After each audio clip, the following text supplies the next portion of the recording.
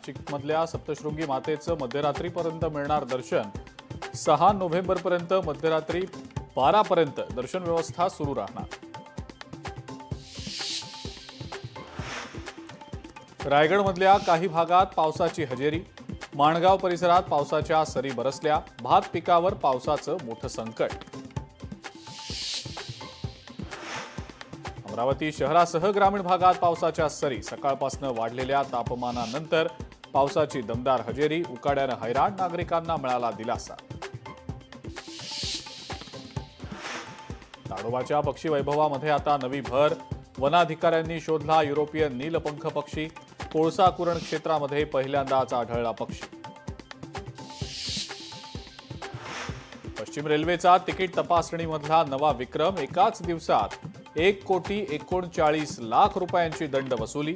17,383 विना तिकीट प्रवास करणाऱ्या प्रवाशांवर केली कारवाई।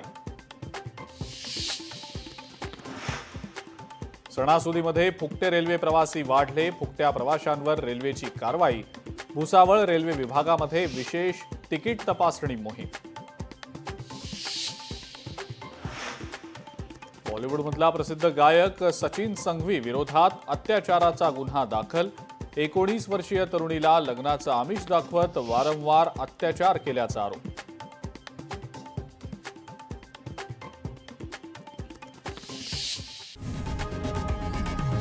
लोकशाही मराठी ऐका, पहा, जागरूक रहा।